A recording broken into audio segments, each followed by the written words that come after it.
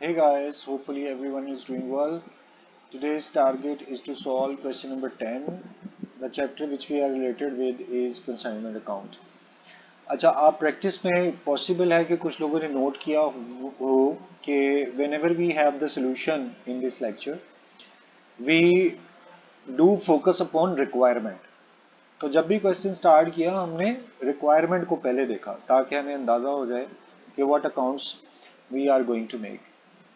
So in the same manner, prepare consignment account, goods sent, and D ये consignee होगा. तो D's account in the books of mister C. आज तीन accounts बनाने और हम पहले भी तीन अकाउंट बना चुके हैं, लेकिन the good thing is only consignors book of consignor mister C, और here Mr. C is your consigner. So this was the brief introduction of the question. I'm sure you people are ready to start our question. So let's begin. On 1st January, Mr. C Lahore consigned to D. So हमें दोनों बातों का पता चल गया है. Mr. C is consigner and here we will be making consignee account और वो समझ आया कि वो C है, हाँ D है. So here we are going to write down D. Alright guys, so 1st January सरगोदा डी एंटाइटल कमीशन. अभी कमीशन आई नहीं, उसकी हम एंट्री याद रखने के लिए लिख लेते हैं 1 2 3 यहाँ करके.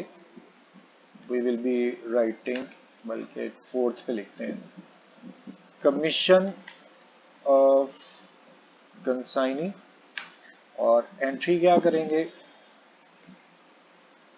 कंसाइनमेंट टू कंसाइनी, और वो हमें पता है कि डी है.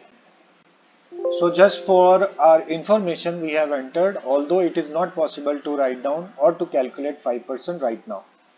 Goods costing 48,000 consigned to Sargoda. आज फिर आपको units into per unit is not required. So simple, you will be doing entry for goods sent. So consignment to goods sent on consignment. कोई मसला लग रहा है, डायरेक्ट अमाउंट लिखी जा रही है. Okay, so we have goods consigned 48,000. Right down 48,000 on both sides. So in this way our first entry is completed. Expenses of consignment, ये आपको श्योर होना चाहिए कि consignment is basically the process related to consigner. So here expenses of consigner. So what you will do, consignment to cash, or how much amount of expense, 4,000. Write down 4,000 on both sides. On 31st March, account sale was received showing that he had effective sale of 48,000 in respect of 3/4 of the goods sold.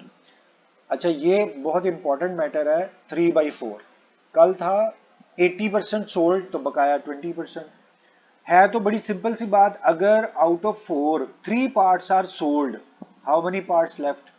1. So 1/4 we will use today as unsold stock. Sale की पहले entry करते हैं और ये बात दोबारा repeat भी करेंगे हम.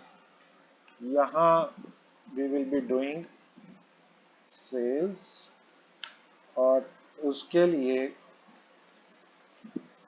consignee, who is D,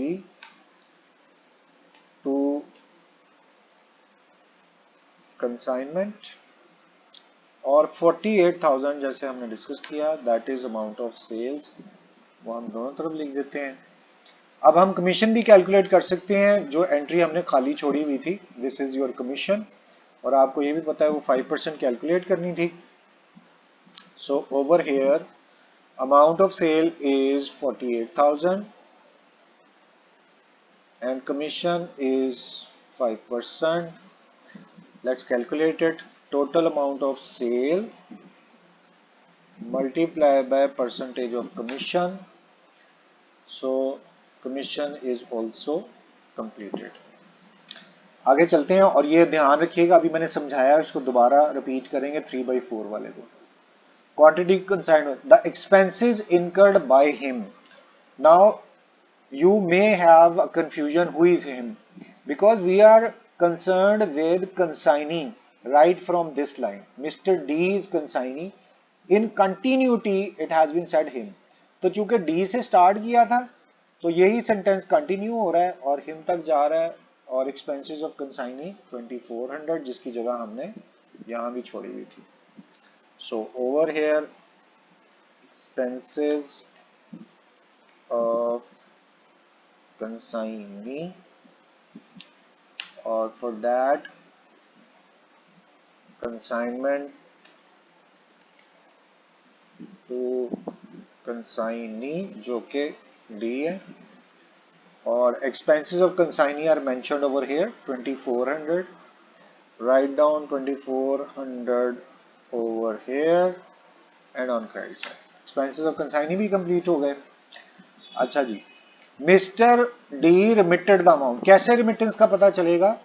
we will be making consignees account. सारी चीजें खत्म हो गई. अब स्टॉक कैलकुलेट करते हैं. उसका फार्मूला यहाँ पे लिखा हुआ है, invoice of unsold.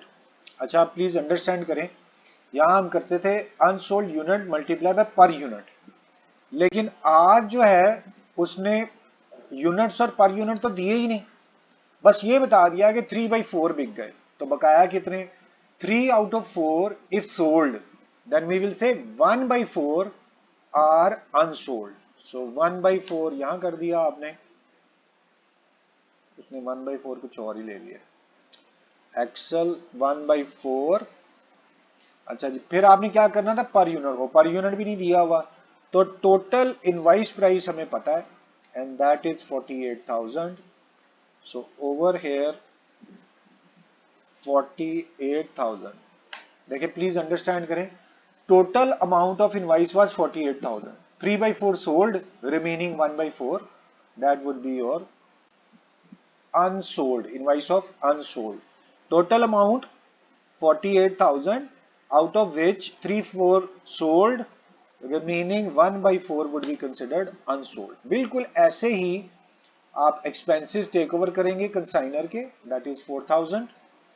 write down, and 1/4 would be entered over here. 4,000 क्या चीज है? Total amount of consignor expenses multiply by 1/4 क्या? Unsold over total. अब एज यूजुअल इस दफा भी कंसाइनी के एक्सपेंसेस आर नॉट डिफाइंड.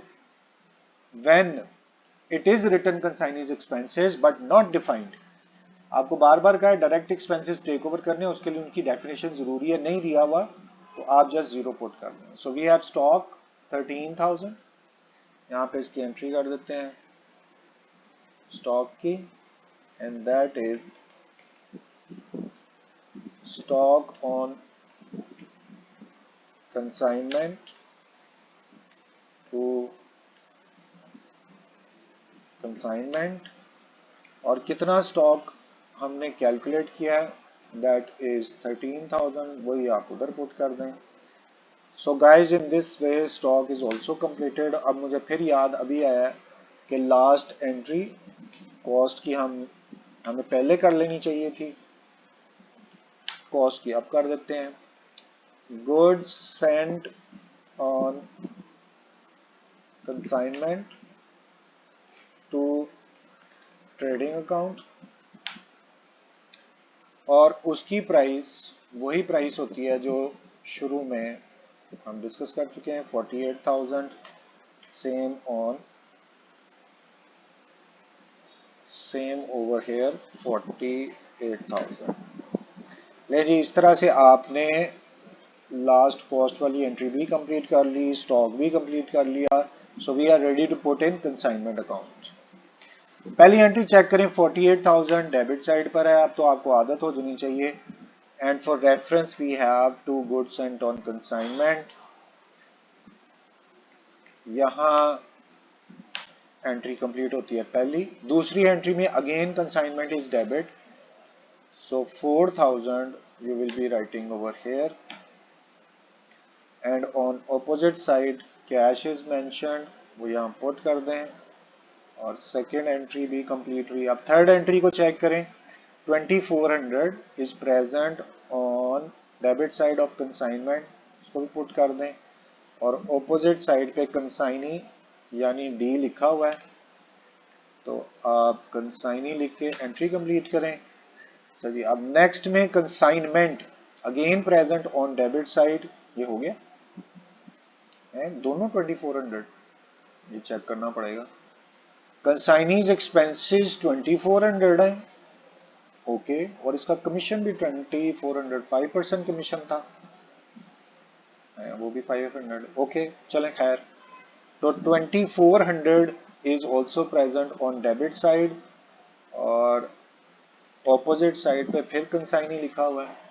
अब next consignment is present on credit side, यहाँ पर 48,000 लिखा हुआ है, और ऑपोजिट साइड पे कंसाइनी लिखा हुआ है, बस एक एडिशनल वर्ड हमें साथ में डालना है, बाय। अच्छा जी, last stock on consignment to consignment 13,000 आपको नजर आ रहा है, ये क्रेडिट साइड पर है, और ऑपोजिट साइड पे स्टॉक मेंशन है, उसी को आप यहाँ पिक करेंगे with an additional word of by. So guys, आपने देखा कि सारी एंट्रीज कंप्लीट हो गई हैं। अब हम इनका बैलेंस कैलकुलेट करने की कोशिश करते हैं। So for that purpose take sum of both sides, debit side sum is okay, अब क्रेडिट साइड सम निकाल लिया, बैलेंस इस तरफ आएगा, और income side is more than expense side, so this would be your profit on consignment. कैसे निकालेंगे? Larger amount was 61,000, minus करेंगे smaller amount 56800, so we have got 4200, और यहाँ पर profit on consignment 4200। Last entry profit की भी कर लेते हैं। आप प्लीज नरेशन पूरी प्रॉपर बड़ी करके लिखिएगा, मैं थोड़ी थोड़ी बस बताने के लिए लिख रहा हूँ। So here consignment to profit on consignment, ये है इसकी नरेशन, प्रॉफिट ऑन कंसाइनमेंट। और कितना प्रॉफिट हमने कैलकुलेट किया यहाँ पे 4200, put it over here, and same amount you will be posting on credit side. अच्छा, आप वापस रिक्वायरमेंट में जाए, मैं आपको बताता हूँ। Prepare consignment account, goods Saint and consignee account. तो सेकंड में हम अब कंसाइनी अकाउंट बनाने लगे हैं, उसमें 4 एंट्रीज होती हैं, आपको जुबानी याद होनी चाहिए, सेल, कमीशन, एक्सपेंस और advance.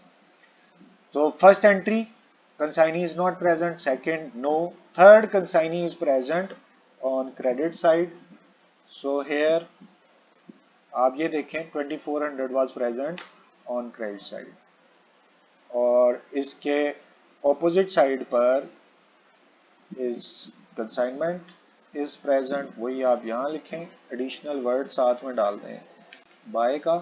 2400 entry completed, again consignee is present on credit side, वो आप पुट कर दें, और यहां पर भी आप देखें ऑपोजिट साइड पे कंसाइनमेंट लिखा हुआ है, तो सेम आप यहां पुट कर दें। नेक्स्ट चलते हैं, consignees present on debit side 48,000, and for reference look at here, consignment is present, same you will be posting over here as reference. अच्छा, आपने आज नोट किया, आज कोई बिल नहीं है, एडवांस नहीं है, इसका मतलब 4 की बजाय बस 3 एंट्रीज होंगी, क्योंकि एडवांस दिया ही कुछ नहीं था। अब आप सिंपली इसका बैलेंस कैलकुलेट करें, sum of both side is your first step, हो गया। अब बैलेंस इधर आएगा, और ये बैलेंस क्या होता है? By cash how much amount is required, total amount was 48,000, और इधर 4800 है, सो वी हैव गॉट 43200।